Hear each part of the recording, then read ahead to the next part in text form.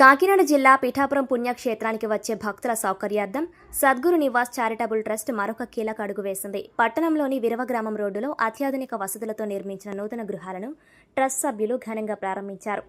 శ్రీపాద శ్రీవల్లభ స్వామి దర్శనానికి వచ్చే భక్తులకు ఇకపై వసతి కష్టాలు తీరనున్నాయి. నవరత్న గృహాల ప్రారంభంతో పాటు భక్తుల ఆధ్యాత్మిక సాధన కోసం తపోవనాన్ని కూడా త్వరలో అందుబాటులోకి తీసుకురానున్నారు. శ్రీపాద శ్రీవల్లభ మహాసంస్థానం సహకారంతో భవిష్యత్తులో మరిన్ని విస్తృత సేవా కార్యక్రమాలు చేపడతామని ట్రస్ట్ ప్రతినిధులు వెల్లడించారు. ఈ కార్యక్రమంలో శరణ్ జోషి, జగదీష్ జోషి, ప్రదీప్ కుక్కడే, పూర్ణిమ మరియు పెద్ద సంఖ్యలో భక్తులు పాల్గొన్నారు.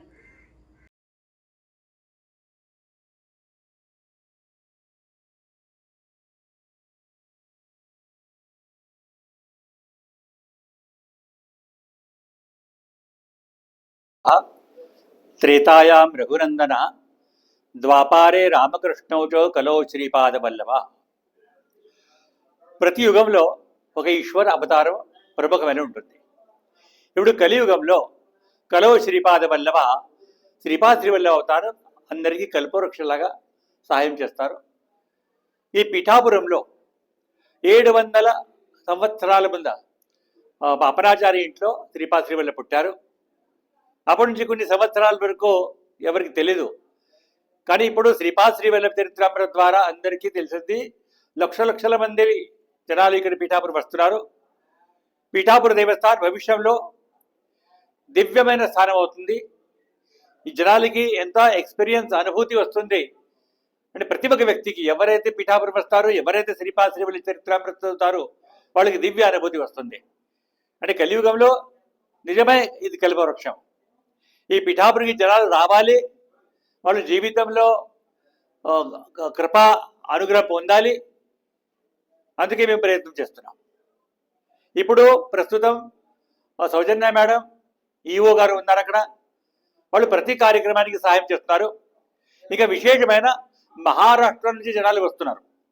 మ్యాక్సిమం 99% మరాఠీ వాళ్ళు వస్తున్నారు. కానీ ఇక్కడ వచ్చిన తర్వాత ఏ ప్రాబ్లం ఉండదు. ఇక్కడ లోకల్ పీపుల్ చాలా సహాయం చేస్తారు. మేడం కానీ, దేవస్థానం కర్మచారి స్టాఫ్ కానీ అందరూ చాలా సహాయం చేస్తారు. ఈ లోకల్ పీపుల్ కూడా ఇప్పుడు మేము భక్త నివాసం కొట్టాం కదా, కానీ అందరూ సహాయం చేశారు, సహకారం చేశారు. అలాంటి మంచి పీఠం, మంచి స్థానం. ఈ స్థానానికి అందరూ రావాలి, దివ్య అనుభూతి పొందాలి అని అందరికీ ఒక మనవి చేస్తాను. ఎందుకంటే శ్రీవల్లభ దత్తాత్రేయ అవతారం, అవతారాలు వస్తాయి పోతాయి, కానీ శ్రీవల్లభ అవతారం మాత్రం ఇక్కడ పుట్టారు కానీ నిజధామం పోయారని ఇక్కడ రాయలేదు. అలాంటి దివ్యమైన అవతారం జనాలకి ఇప్పుడు బాగా తెలిసింది. ప్రతి ఇంట్లో శ్రీవల్లభ చరిత్రామృతం అంతా ఉంది, చదువుతున్నారు, ఇక్కడ వస్తున్నారు అంతే. ఈ కార్యక్రమం ఇక్కడ జనాలకి ఉండడానికి కొంచెం ప్రాబ్లం ఉండేది స్టార్టింగ్లో. అప్పుడు నేను ప్లాన్ చేశాను, ఏదో భక్తుల కోసం చేయాలి. అందరూ మన ఇల్లు కడతాం, మన కోసం చేస్తాం, కానీ భక్తుల కోసం ఆలోచించరు. అయితే నేను 2 ఎకరాలు స్థానం ఇక్కడ కొన్ని ఈ భక్త నివాస్ కట్టించాను. ఇంకా భవిష్యత్తులో కూడా పైన 3-4 ఫ్లోర్స్ అవుతాయి భక్తుల కోసం. ఇది ఆశ్రమం కాదు, మఠం కాదు, ఎవరిది ఓన్ ప్రాపర్టీ కాదు. ఇక్కడ ట్రస్ట్ ఉంది, ఆ ట్రస్ట్ ద్వారా నిర్మాణం అయింది.